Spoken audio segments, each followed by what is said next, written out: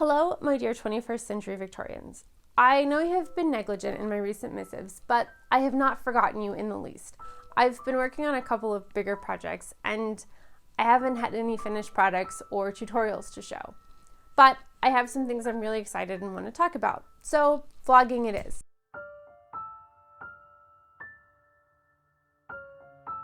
I received a number of requests for a video on the late Victorian tea gown I'm working on.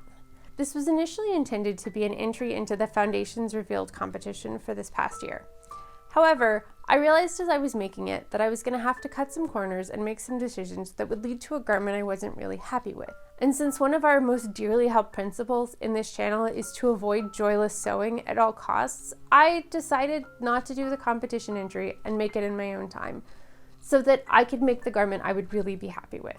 I'll go into some of the decisions I was going to have to make and things I was going to have to cut corners on to make the competition entry time in a minute. I'm really happy I made this decision, though I'm a little sad I didn't have a competition entry. But for me, it's made the process of making this tea gown a lot more fun. And it's a really difficult piece, so it's been nice to have some time to slow down and really think about what I'm doing. After some research into tea gowns, I decided to use Laughing Moon Pattern 140, Ladies Princess Line Tea Gown with Watteau bag. Since I do not yet have a corset, I wanted something that I could make to fit me uncorseted. Since this was originally intended to be part of the Foundations Revealed competition, for which the theme was Once Upon a Time, the inspiration was the Neil Gaiman graphic novel, The Sleeper and the Spindle. It is illustrated by artist Chris Riddell. If you haven't read it, I highly recommend it. Since it is a reimagining of Sleeping Beauty, I decided that Victorian loungewear would fit wonderfully. Thus, the tea gown. Throughout the graphic novel is this flower and vine motif that I just absolutely love. So I decided that I would recreate that on the tea gown. The Laughing Moon pattern has a version that has a similar type of trim around the border and down the Watteau back and train. I know that I could add this to any tea gown, but I really liked the way it framed it here, so I decided to go with that. I have mentioned before on this channel that I was a quilter before moving into historical costuming and history bounding. Primarily, I did art quilting and thread painting. Here are a couple of examples to give you an idea of what I mean. One of the things that really excites me about this project is the opportunity to marry these two things I love, art quilting and historical sewing. So I'm using my art quilting background to create the motifs on the tea gown. My favorite technique is one you see here. It's called turned edge applique. As a part of this tea gown project, I will be doing a video on how I do this and how to use it in historical costuming. But for a quick intro, you create these shapes with fabric and then turn your raw edges under like a seam allowance. You then applique stitch them into place. I like to thread paint over the applique to give it depth and color. To do the competition, I was going to have to do raw edge applique with fusible web, like I did for the historical Halloween costume and this art quilt here. It's much easier to do because you do not have to turn the edges under, and the fusible web stabilizes and adheres the fabric pieces together. So all you really have to do is thread paint over it. While this is great for some things, I don't love the effect as much. This was really the motivating factor in deciding to do the project in my own time. I am making this project in a silk jacquard I found on Vogue Fabrics. While it is exactly what I wanted for this piece, cutting it was kind of a nightmare. The fabric was so slippy that no measure was ever in the same place twice. To deal with this, I ended up covering my table in tissue paper, lining the selvage of the fabric up with the edge of the table, taping it down with painter's tape, then adding another layer of tissue paper. I then traced the pattern piece onto the tissue paper and cut through all 3 layers. I also had to cut my silk pattern pieces a 1/4 inch larger than they needed to be on all sides.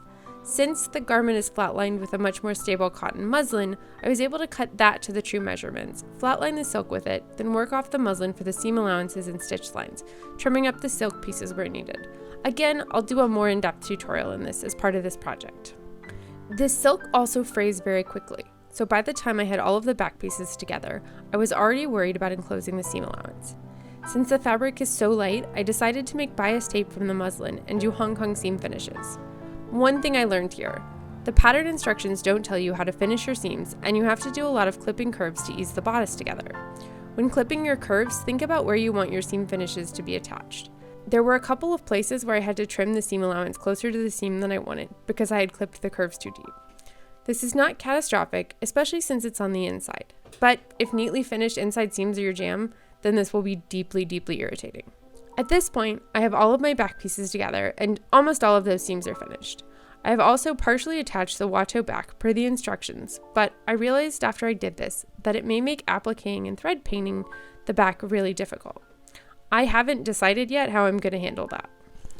I'm also currently working on a sample of the turned edge applique on the silk and muslin. I have never tried to do it on a silk like this before, so I would like to see how it goes before committing to the full $200 worth of silk.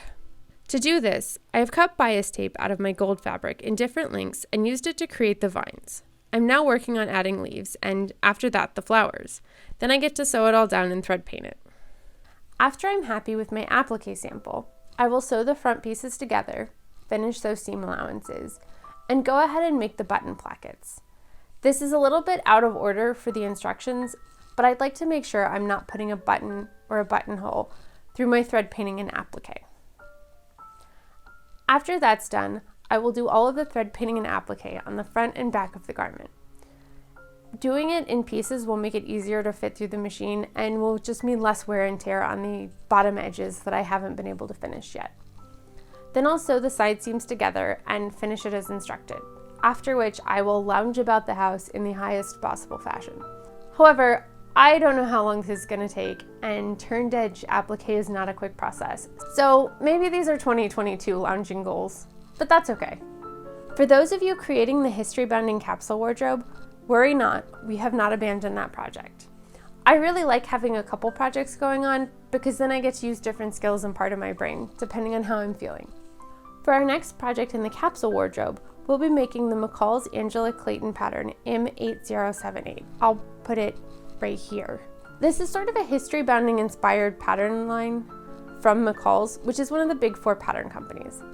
Even if you don't plan on using many big four patterns, knowing how to read and size them is a useful and very transferable skill for other patterns you'll use. So we won't just be making the skirt. We'll also go over how to buy the pattern, how to size it to your body, and how to read the pattern markings and instructions. I'll be making view B from some lightweight wool I happen to have in my stash, so keep an eye for that video coming up in March. I have also received a number of requests of late for a video on how to do your own historical research. I'm working on that video, but I'd like it to be at least somewhat comprehensive, or just a thorough jumping off point for beginners. So it's taking a little longer than I intended. However, I'm also hoping to get that video out in March. And with that teaser, I will return to my applique and bid you adieu. And of course include some bunny footage, because I know that's what everyone loves. But first, how is your history-bounding capsule wardrobe coming? Or do you have designs on your own tea gown or historically inspired loungewear? Tell me about it in the comments. If you want to follow along with the tea gown or the history-bounding capsule wardrobe, or just know that you're going to reliably get more bunny footage, please subscribe below. And with that, I remain as ever, your faithful servant and 21st century Victorian, Frances Worthington.